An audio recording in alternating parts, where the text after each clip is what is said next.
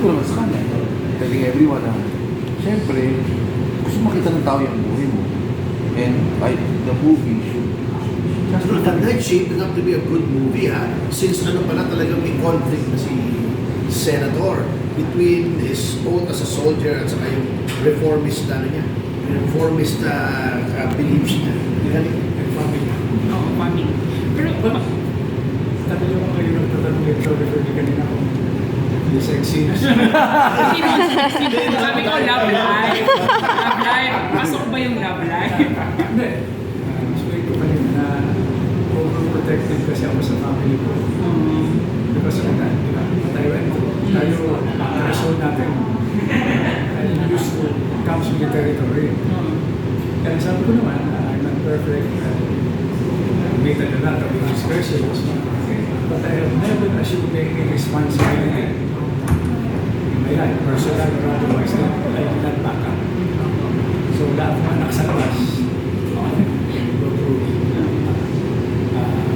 I had some relationship with girlfriends. Comes with me. So kasama Gusto yun. ko by IMH. idol! Idol sa pananampalataya ko yan, ha? So, ditong bali, natutuwa ko na I've never had this much access to local media. And sa akin, itong project, whatever the title will be, is a chance to teach our next generation of citizens and leaders about an idea that came into being about 40 years ago. So we broke tradition, marched out of barracks, we became part of people power, which was an opportunity for us for meaningful change. So I was just an ordinary soldier thrust into extraordinary circumstances. And choices natin, even in our personal lives, is you fight, you flee, or you freeze. I chose to fight with a group of reformists, not against any personality, not even against Marcos Sr. or Cory. It was for good governance. Reforms. So, missed opportunity naman na dahil tinatawag sa Filipinos, historically, never miss an opportunity to miss an opportunity. Maganda yun, ha?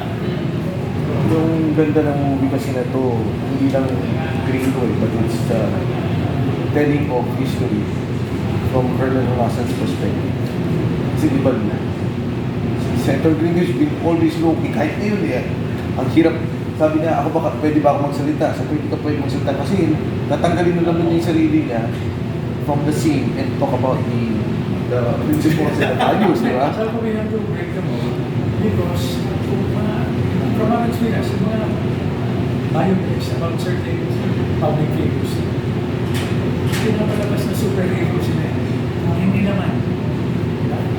If you go by standards of our national heroes, they were imperfect men. I think Jose Rizal, with all his genius, was more cheap boy than Enrico Basil. Pabla. Hindi naman.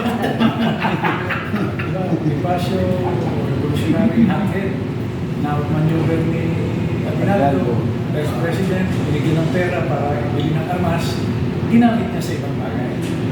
Mabini kung natin mo, supply power rating, brains of the revolution. So imperfect men, together. Sacrificed, fought, died, dream of a nation that did not exist during that time. So who are we to blame? From Master Renato, nasabi niyo po low-key po kayo and then this is gonna be a movie para sa mass consumption. Paano niyo po i-reconcile po yung Ako yung nagsabi na low-key siya. well, I think actually, Marinel po from Inquirer. that is above my salary grade, that's why. Kasi ang nagiging, we had a heart-to-heart talk. Masabi ko, Senator, parang when we discussed the movie, pabayaan mo naman na medyo minsan, hindi yung suggestion mo yung kukunin. Kasi pag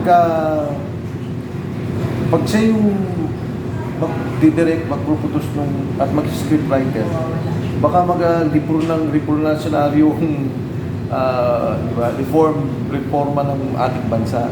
So parang wala tayong magagawa eh. It's really about you and your character And the principles you stood by. And of course, the RAM will be brought in to justify the principles and the reforms you wanted until now. Opo, I guess my question po is, paano are you ready for yun nga po? Kasi for mass consumption po ang movie, handa na po ba kayo to be thrust into the limelight? That's always been the law. That's always been That's always been the norm. Bakit ano? Dapat lang po. Sir, again po. Yung, inabot lang po namin yung record ko. Para wala lang kami ma-miss. When did this happen? Tapos, Now,